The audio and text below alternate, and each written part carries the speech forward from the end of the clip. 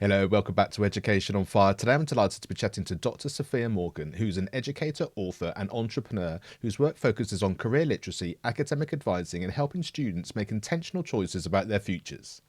Now, she's the founder of Explore Career Academy, a platform dedicated to helping schools integrate career exploration and college planning into everyday learning. Dr. Morgan is the author of several career development resources, including The High Schooler's Guide to College and The Career Planning and Reflections, a college and career journal for middle schoolers. Now, her work equips students with the tools to reflect on their strengths, explore career possibilities, and plan meaningful academic pathways. Originally from Jamaica, her career has taken her to the United States and now to China. She is passionate about helping schools ensure that every student graduates with clarity, purpose, and direction.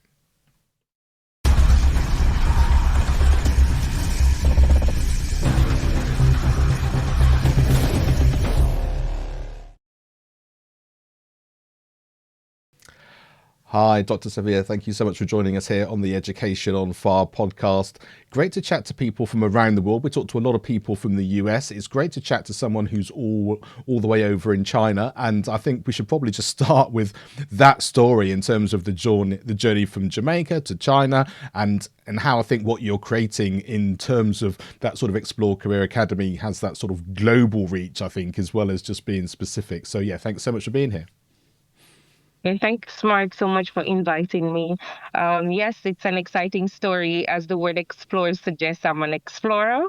I enjoy traveling and teaching. So, how did I get to China? A lot of people always ask me this.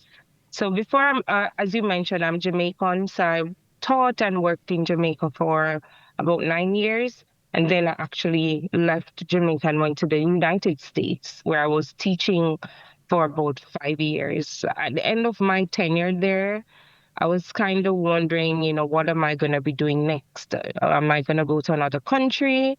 Am I going to return home to my home country of Jamaica? And then a colleague, while I was in the US, mentioned to me, he said, Sophia, would you be interested in going to China? And then I thought about it some because I was going to be doing my doctoral degree, which is about STEM education and what STEM looks like in schools. So I said, oh, China is one region where children seem to enjoy tech and science and math. So I thought it would be an amazing place to do my research. So I started shopping for a job and I ended up where I am. So that's how I am. I've been here since 2019. Absolutely love living in China. I lived in Wuhan for some time and now I'm in a small city called Yiwu. And what's the culture difference from, like you say, from Jamaica to the US and then to China? Is there a thread that sort of binds all those together, or is it very much, like you say, the overarching sort of cultural differences which sort of set the environment for you? The cultures are very, very different. As you know, I'm a Caribbean person. Caribbean people, we're generally very chilled, relaxed. In Jamaica, we have a phrase that we say, no problem, because we're always just, taking it easy. So it's very different. But one of the things I've learned from living in three different cultures or living in two cultures that's different than mine, I find that people, regardless of our cultural differences, there are more things that we have in common that makes us different. So that's the one thing I've learned from kind of hopping across the world for the last couple of years. I love that, and I think that idea, that that way of thinking and that way of approaching people, and especially when you're working in, like I say, with different colleagues in different environments, I think that's such a positive sort of momentum filling kind of approach, isn't it? Because so many people can flip it the other way around, and then it's you don't have that same positivity and the same opportunities, I guess. Yes, that is correct. If we always remember that I work in a very diverse environment for my full-time job. I work in a school that has 200 students from 40 different countries. So I've learned that one key thing, there are more things that makes us same than those that makes us different. And with that, we're able, as you said, access opportunities. We are able to talk to each other. We're able to share ideas. We're able to learn from each other if we remember that focal point. Yeah, I love that. Well, we could almost stop there because I think if everyone took that away, then I think we would have had a very important conversation. But take us into Explore Career Academy, and where did that come from? Where did that sort of light bulb moment come, and what are you trying to achieve with it? So Explore Career Academy is a passion project of mine. I started on this journey without even knowing. In 2023, when I graduated, I wanted to give myself a gift. So I wrote a workbook about something that I've always been passionate about, and that is guiding young people after high school.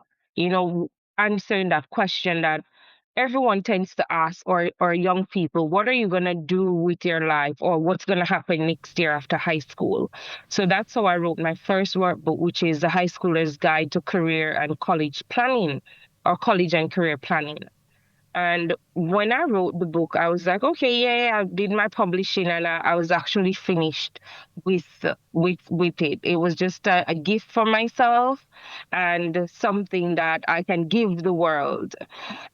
I was speaking with a colleague, and she mentioned the need for career education in schools. Then I remembered why I wrote the book.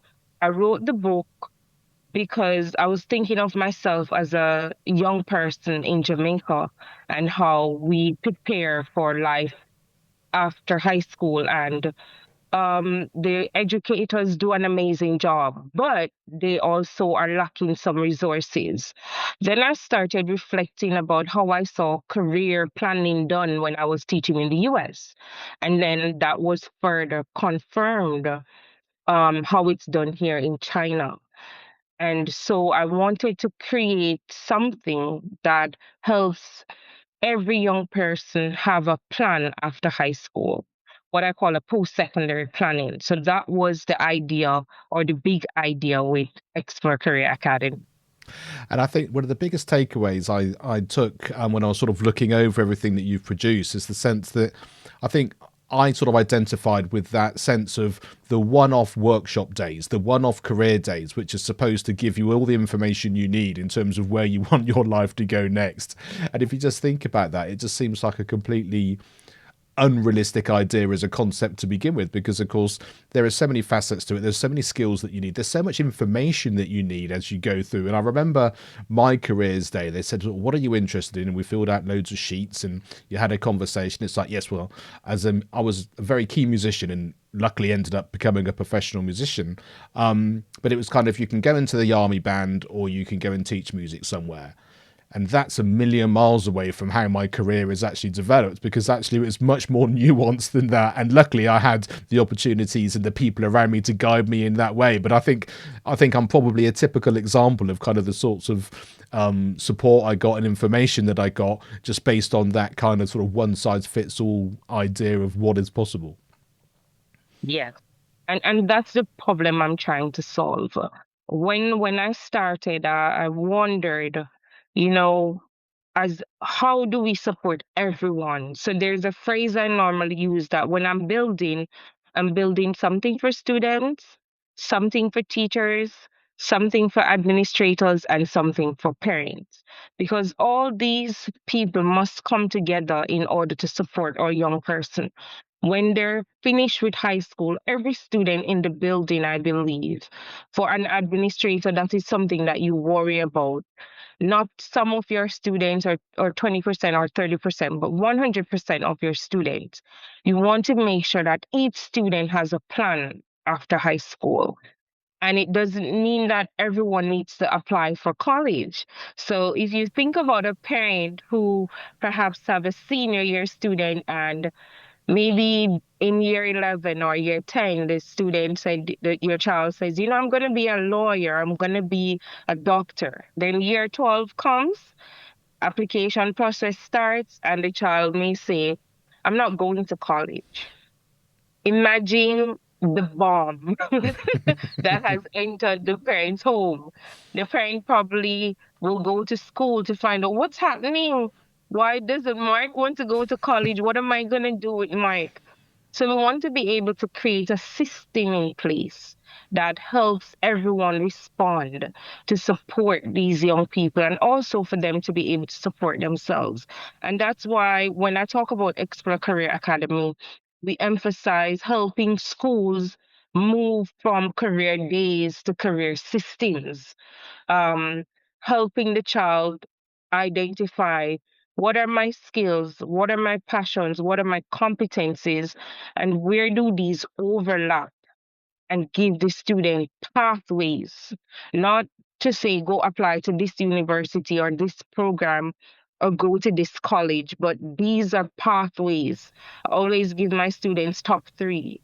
So if plan number one, perhaps something they can change, it's not fixed, then we know, okay, we're going to do this, then that, and we help to support our young people so that they can have clarity, that September or that first month after grade 12 is the only time in a young person's life where they're not sure what's going to happen because they're finished with the K through 12 system. So we need to help them have a plan for that day.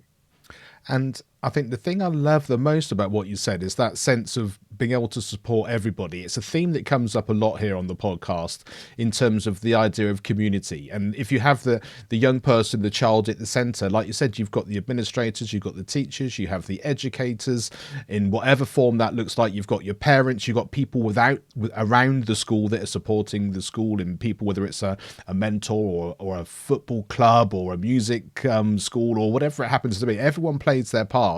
And I think to be able to sort of create something from a careers point of view where, like say, you're able to support everybody so they're all on the same page, even within their own sort of runway, as it were, for their particular skill set, is such an important thing to do. Yes, yeah.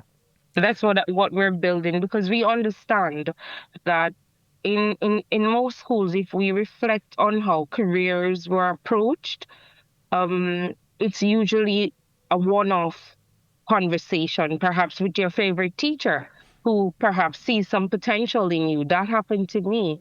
Um, I remember when I was in high school and my teacher mentioned about being an actuarial scientist. It's the first time I've ever heard that phrase. Um, uh, he mentioned it because I liked math and I loved the science subjects and I enjoyed statistics. So he suggested it. But when he said it was a word I've never heard before. And so I needed to go find out more about it. But imagine if you're in a school where the conversation is continuous and the teacher doesn't need to only rely on themselves to come up with suggestions for young people, but instead it's built into our system in all of the learning exchanges with our young people, and the resources are tailored for your school based on the needs of your students and teachers. But that's what I'm trying to build with Explore Career Academy. If you notice, I've created different parts, and I've been building this system for since 2023. And in this summer, I've after creating like the workbooks or the lessons, activities, then I started thinking because I'm in China and I'm thinking about the language. How do we communicate or overcome that gap? There are two gaps that affect what young people access in the education system. The geographical gap, like, where am I located, affects what I can access as a child in the school system. And then the language barrier is another gap that exists. So for that reason, I started working on what we're working on now, which is the career literacy app, because most people have access to a device. And that's also a gap, but I'm thinking, okay, how can I reach more people? And then when I reach them, how can I communicate? And I feel like technology can help me to solve this problem. Yeah, no, I think it's a brilliant idea. And I just want to step back into when we were talking about teachers, parents, and the things that you're doing within the academy. How does that work in terms of, like you said, you mentioned the worksheets and that kind of thing? Are you doing sort of online or one-to-one conversations with them? Are they learning sort of separately on like an e-learning system and then bringing it in? Is it a combination of both? And how does that vary from the sort of the school standpoint as opposed to the parent standpoint or the student standpoint? It's a combination. So, for example, schools are in maybe one of perhaps three situations. They could perhaps have no career education or literacy happening in the building, or they have something, but it's not reaching everyone, or they have something, but it's so specific that it doesn't benefit. As I said, we are not sacrificing any of our young people. So whatever we do, it's 100% reach. We want to reach all students, not some, not most, but everyone need this support. So what we do at Explore Career Academy, if we are working with a school, like right now we are having pilot schools so that we can learn from the users and what is it that they need. So say I'm working with your school, Mark. Let's say we're working at Mark's Academy. The first thing we'll come in to do, either myself or a member of my team, and to do a quick audit of what career literacy look like in your school. And then from that information, we will tailor the resources that you need to support your students, your parents, and your teachers like that. So if you're working with the school, it can be like that.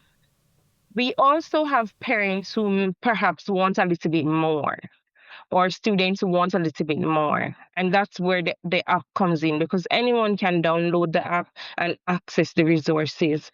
We have short courses for parents. Some parents are more involved than others. So we have short courses that they can sign up at the academy and do a self-paced course. The same thing for students, the same thing for teachers. And I think for me, that's key is the fact that everyone's in a different position, aren't they? And context is key. Like I say, that might be context in terms of location, but it might be context in terms of time. And like you say, there's a school that has nothing going on careers wise. There's going to need Yeah. a different starting point or even a different understanding of what they're trying to do for their young people than someone who thinks it's not quite there. We've got a really good system in place, we think, but we know, like you said, we're only getting 80%, which is great for those 80%, but how do we then manage to make sure that everybody's involved in having the best thing? And so I think that tailored idea and the context of where you are is a really important thing. And I love the fact that you got the, like I say, the parental side of things, and they can do that in their own time as well, because then whatever the conversation that the child is having, they can get the right input from the right people in the right way, because how your parents are going to talk to you is going to be different from the school, but hopefully there's Yeah.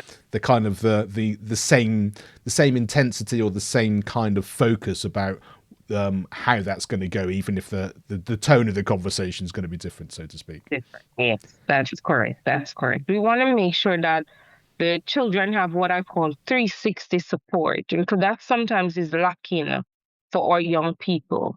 So we want to make sure that the support is 360 with the child in the center and not saying giving Mark what Matthew needs, but giving Mark what Mark needs and what aligns to Mark. I always, when I'm speaking to schools or to parents or teachers or administrators, ask how they would they like to be guided as a young person and how your pathway would have differed if you got that support that makes you feel seen, heard, and understood. And even though you may have two persons who had the similar experiences, it's never the same. And so we want to make sure that we are creating systems because we're not looking to add work to teachers. Teachers have a lot going on. So we want to have systems in place that the workload is light. I always say when a teacher sits to plan, if they have a question, the resource should answer it for them. So when they're putting together their day and they're like, what are we going to do first? The answer should be there. How are we going to assess? The answer should be there. How will I track? The answer is there. Fantastic. And in terms of the age range that we're talking about, you were sort of saying that sort of K through 12. So it's going to be sort of 9, 10, 11, 12 as people are really focusing on that. So is that where your aim is as well, or can it sort of reach a little bit further back to sort of to get the ball rolling even earlier? Yes, I intend to get the ball rolling from kindergarten to grade 12.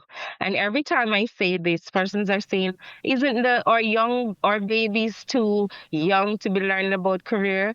But what we're talking about is career literacy.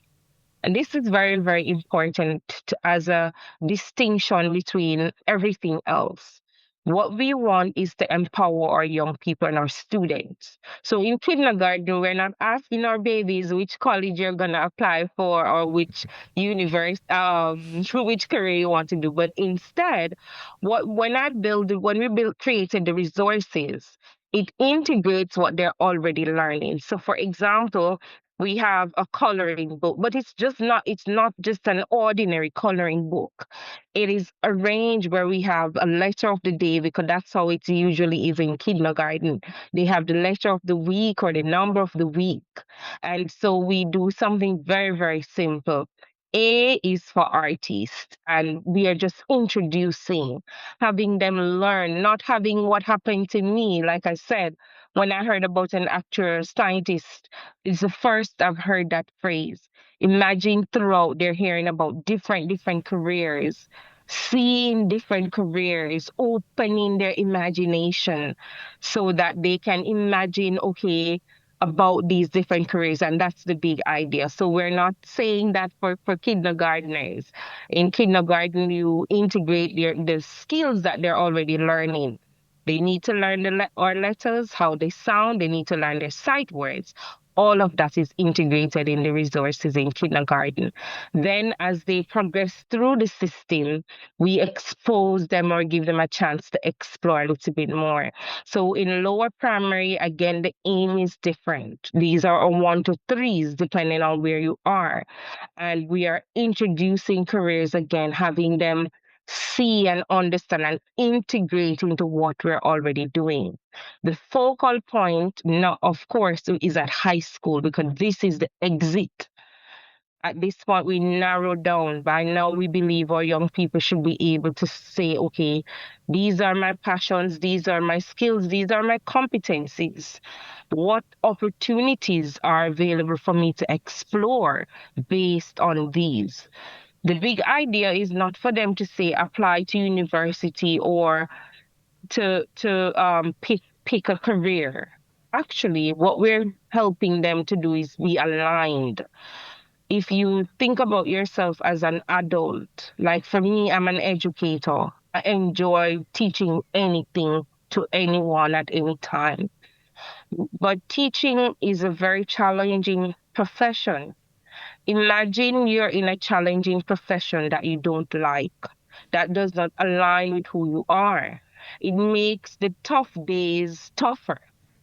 But if you enjoy what you're doing, even on the most difficult day, you still have a little bit more to give because you are in alignment.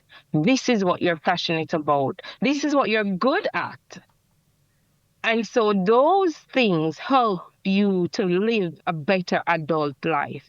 So that's what we're trying to get our young people aligned so that as they navigate the world, they understand that your career is not just what you do or who you are, but how you show up in the world, how you help to create a space that you'd want someone to inherit. Because that's what our career is. How do we make a difference in the space that we're in? And it's difficult to make a difference in a space that you don't want to be in.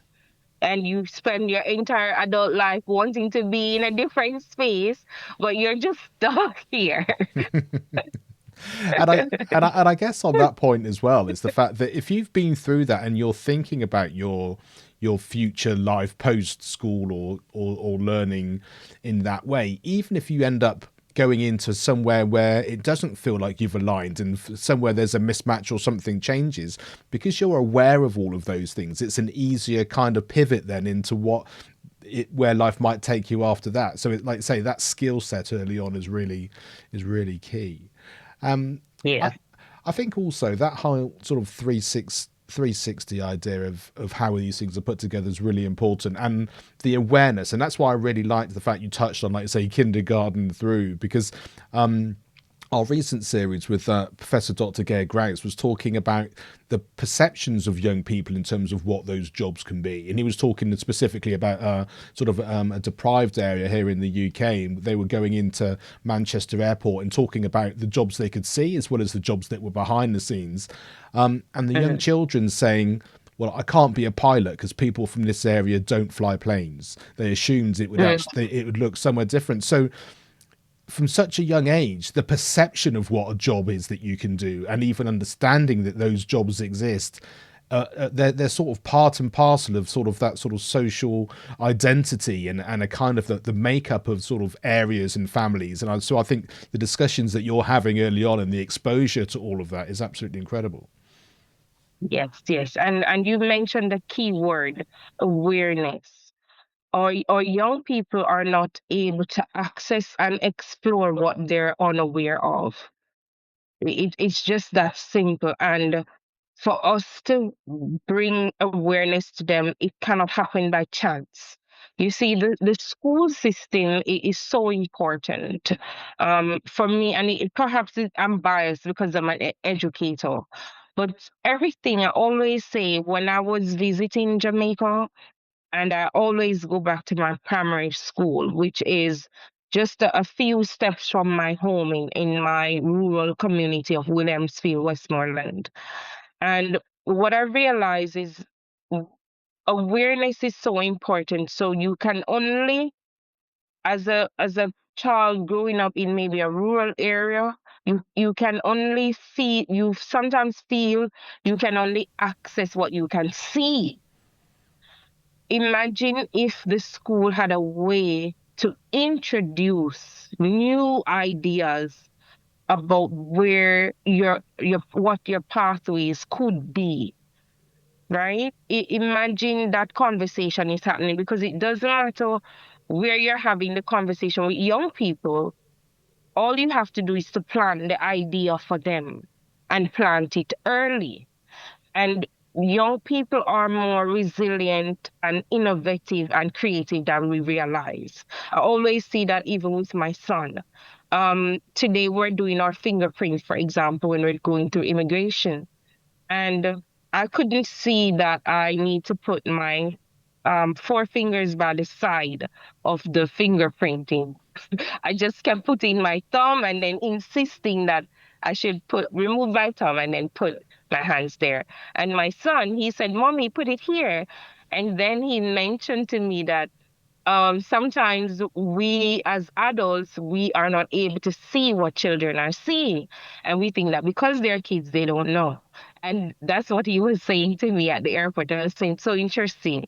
So I'm saying that to say that young people, they have ideas, and our responsibility is to help to guide and show them the different pathways, give them options so that they can understand that the world is there for them, and we can help to introduce and plant those awareness seeds for them to explore. I love that. And I think also, like you said, there's something about the childlike view of everything, which isn't just the fact they're young, it's the fact that they also don't have all of the layers of stuff that we've kind of got used to as we've got older. Like you say, there's a preconceived ideas, or it must look like this, or surely it looks like that, or like you say, I need to put my fingers here because why would that not be the case based on all those things? Yes. But from a child's point of view, no, obviously it's just like that. And I love the fact that both things are true. Yes, yes, yes, that is true. Yes.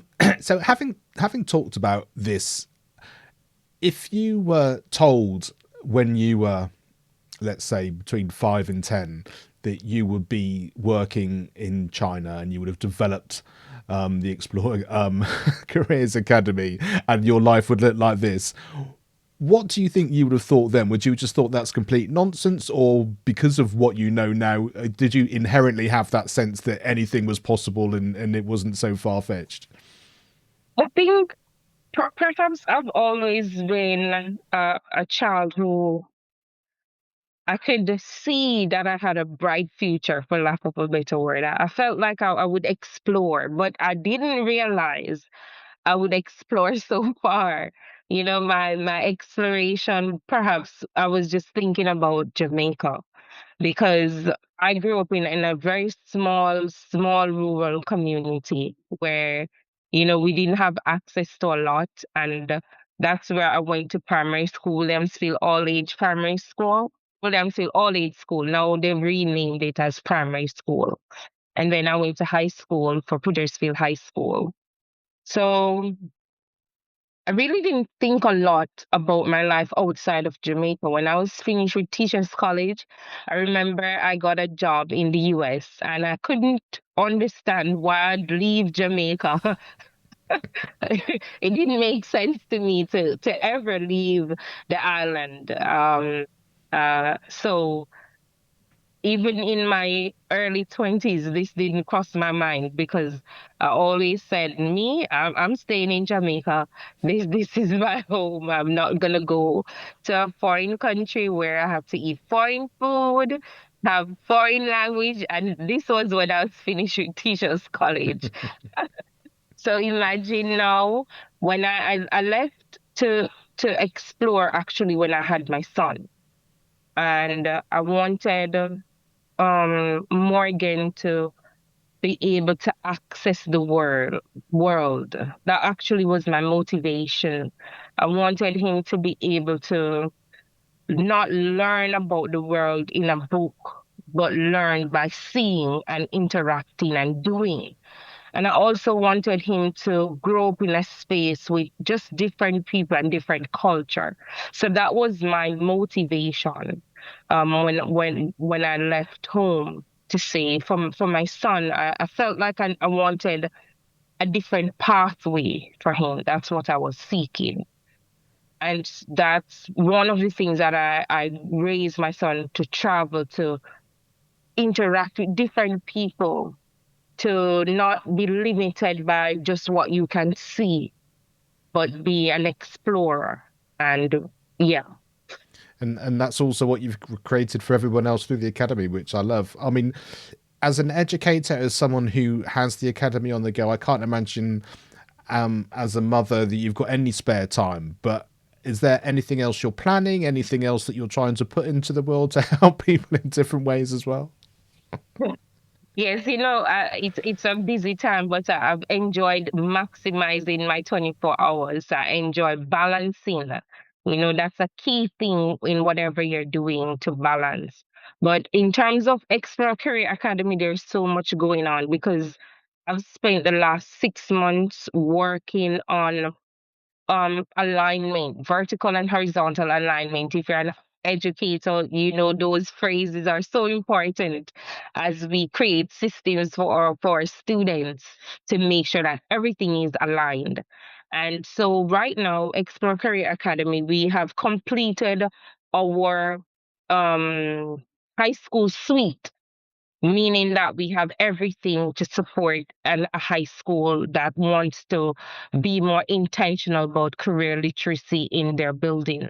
So we have the resources for teachers, the workbook for students, the resources for administrators. This part is very important. Because I'm an administrator, I know that I want to know what is happening in my building and also what my teachers need and what my students need. Because sometimes you may be thinking that this is what they need. Actually, you're not correct. So, how do we audit to make sure that everyone gets what they need?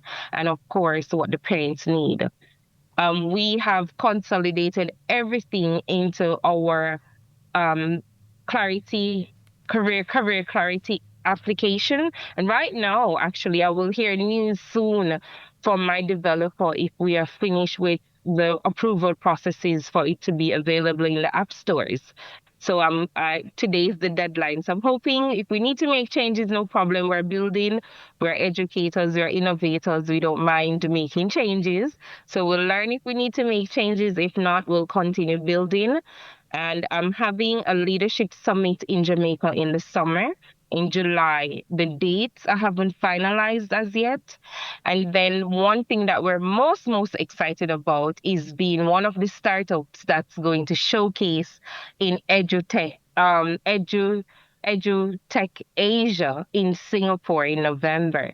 So we're very excited about showing the application to schools in the region and getting pilot schools.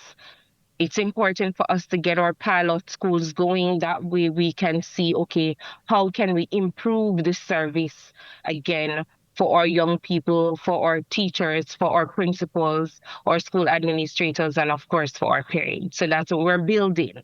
That's what we're doing. Love it. And I guess each part of the world that you do it, it's all got a slightly different take based on the child's the same at the heart, but maybe the types of jobs, the types of things that they're going to do are going to have to be reflected. Like we say, the context is kind of key Yes, from yes, that yes. point of view.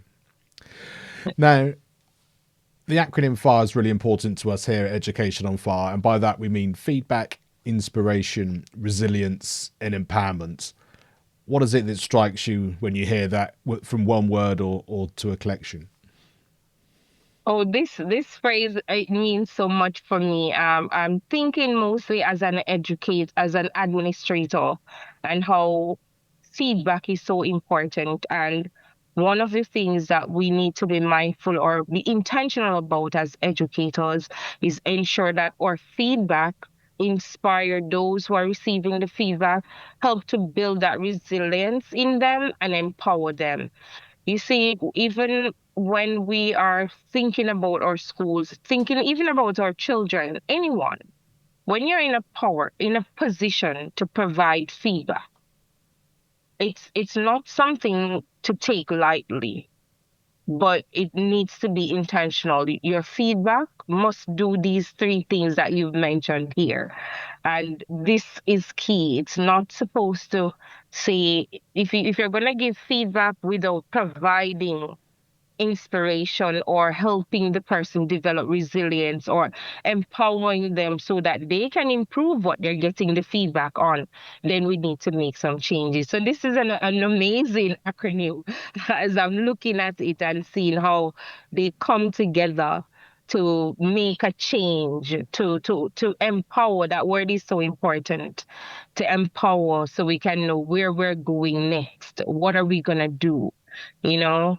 And I think this is so important. Brilliant.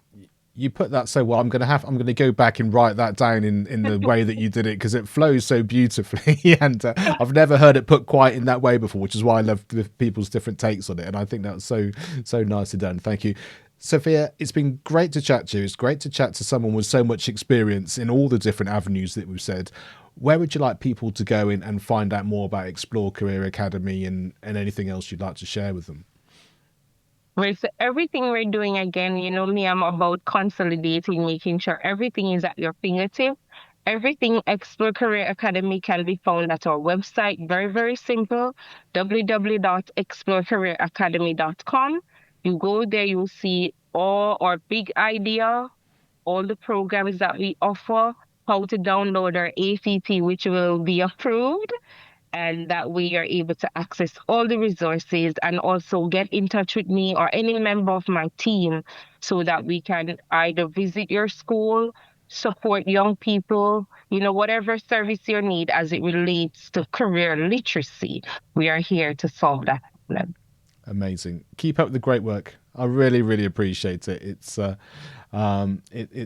such an important thing to do, and I think the way that you've articulated it today, in terms of, like you say, the exposure, understanding what you can aspire to based on your experiences, and all of the different steps through the different ages through, is something which is really needed. So yeah, Sophia, thank you so much indeed.